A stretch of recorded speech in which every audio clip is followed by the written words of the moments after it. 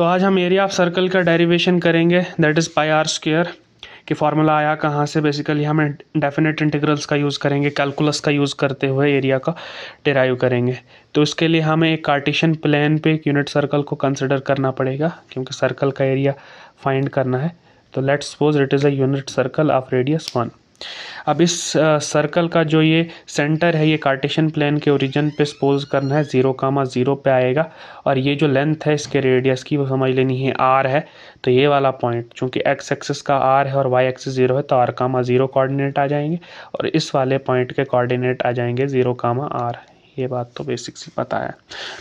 अब करना क्या है कि अगर मुझे पता है कि एक सर्कल का इक्वेशन क्या होता है, general equation of any unit circle, वो हमने कोऑर्डिनेट ज्योमेट्री में ऑलरेडी डिराइव कर चुके हैं, डिटेल में पढ़ चुके हैं। वो होता है x square plus y square is equal to r square, यही होता है।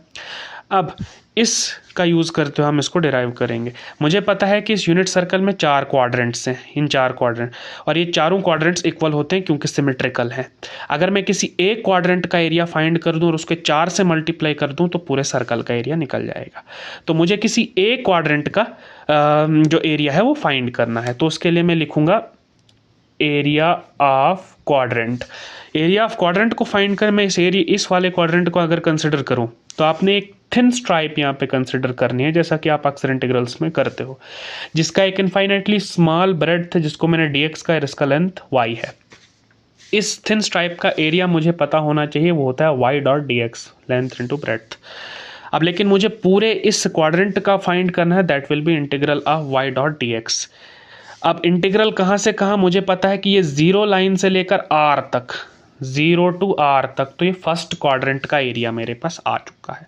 अब मुझे इस y की वैल्यू चाहिए, इस y की वैल्यू मैं इक्वेशन से लाऊंगा। तो यहाँ पे मुझे देखा जा सकता है कि y square is equal to r square minus x square के बराबर है, तो y is equal to root of r square minus x square.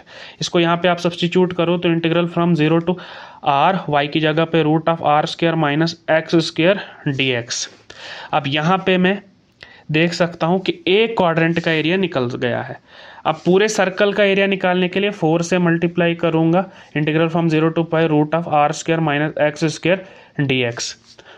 अब मैं लिखूँगा इंटीग्रल ऑफ आर। अब मुझे कुछ चेंजेस लानी पड़ेंगी यहाँ पे, वो चेंजेस क्या है आपने देखनी है। जो आर स्क्वायर है इसके डिवाइड में भी मैं आर स्क्वायर से कर दूंगा, और एक्स स्क्वायर को भी मैं डिवाइड आर स्क्वायर से कर दूंगा, और बाहर में एक आर से मल्टीप्लाई कर दूंगा। ऐसा क्यों? क्योंकि जब मैं इन दोनों को सॉल्व करूंगा तो इनका एलसीएम आर स्क्वायर आ जाएगा, आर स्क्वायर रूट से बाहर आ जाएगा, तो आर अपान आर वो 1 हो जाएगा, यानी ओवरऑल यही आ जाएगा, हमने कोई चेंज नहीं किया है। अब अगर इसमें अगर देखा जाए तो आर स्क्वायर कैंसिल होकर 1 आ जाएगा, तो ये बन गया 4r integral from 0 to r root of 1 minus ये जो x square upon r square है, इसको आपने सब्सटीट्यूट करना है। इसको मैं यहाँ पे सब्सटीट्यूट करूँगा। देखिए x square upon r square को आप साइन स्क्वायर थीटा सब्सटीट्यूट कीजिए। ऐसा इसलिए क्योंकि यहाँ पे 1 माइनस साइन स्क्वायर थीटा अगर आ गया तो वो कॉस थीटा के इक्विवेलेंट होता है, और वो ज़रूरी आना है, वो आपको आगे पता चलेगा। तो यहाँ पे x square is equal to आ जाएगा r square sine square theta, तो x is equal to r sine theta. अगर मैं d x upon d theta करूँ, डी थीटा इसलिए क्योंकि पैरामीटर थीटा है, तो यह आ जाएगा आर कॉस थीटा। इतनी बात सही। अगर मैं dx की वैल्यू फाइंड करूं, आ जाएगी r cos theta dot d theta, यही मैं चाहता था निकालना। मैंने बेसिकली इस dx की वैल्यू फाइंड कर लिया, वो r cos theta dot d theta, इसको मैं यहाँ पे सब्सटीट्यूट कर सकता हूँ। तो मैं लिखूंगा 4r integral of root of 1 minus x, इसकी जगह पे मैंने साइन स्क्वायर थीटा कंसिडर किया, और डी थीटा की जगह पे r cos theta d theta. अब आपको पता है कि अगर मेरे पास थीटा के फंक्शन के रिस्पेक्ट में हम इंटीग्रेट कर रहे हैं तो लिमिट्स भी मेरे पास थीटा की ही होनी चाहिए। तो आप यहां से देख सकते हो कि यहां से लेकर यहां तक अगर हमने ये एरिया को फाइंड करना है तो यहाँ पे 0 डिग्री का एंगल बन रहा है हॉरिजॉन्टल के साथ, और ये 90 डिग्री का एंगल यहाँ पे वर्टिकल के साथ बन रहा है।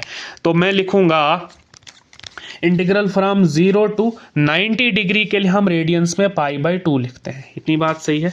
अब इसको मैं आगे सॉल्व करता हूँ। 4r 0 to pi by 2 root of 1 minus sine square theta. आपको पता है ये पूरा मैं कॉस थीटा लिख सकता हूँ, या आपने sign square theta plus cos square theta की आइडेंटिटी से आपको ये फॉर्मूला पता है, आप उससे डिराइव कर सकते हो। Dot are cos theta dot D x. अब मैं इसको अगले पेज पे सॉल्व करता हूँ। तो यहाँ पे मेरे पास ये टर्म आ चुकी है, आप इस r को बाहर ले जाओ और आर स्क्वायर हो जाएगा, ये आर स्क्वायर मल्टीप्लाई कर दो तो 0 टू पाई बाई 2 ये ऐसे ही रहेगा। कॉस इंटू कॉस थीटा बचा तो एक आ जाएगा cos square theta with respect to d theta. अब आपने कॉस स्क्वायर थीटा को इनपुट करना है। आपको पता है कि cos 2 theta is equal to 2 cos square theta minus 1, तो यहाँ पे कॉस स्क्वायर थीटा आ जाएगा cos 2 theta plus 1 whole divided by 2। इतनी बात तो पता है। अब मैं लिख सकता हूँ 4r square integral from 0 to pi by 2, इसकी जगह पे मैं कॉस 2 थीटा प्लस 1 लिख सकता हूँ divided by 2 with respect to d theta. अब आगे इसको सॉल्व किया जाए तो 4r स्क्वायर इंटीग्रल फ्रॉम, ये देखिए जो 2 है इसको मैं डायरेक्टली बाहर लिख सकता हूँ, इससे मैं मल्टीप्लाई करूंगा तो आ जाएगा 2r स्क्वायर, यहाँ पे मैं डायरेक्ट 2 लिख दूंगा 2r स्क्वायर इंटीग्रल। बचा मेरे पास cos 2 theta plus 1 with respect to d theta from 0 to pi by 2। अब मुझे इसको इंटीग्रेट करना है तो मैं लिखूंगा 2r स्क्वायर।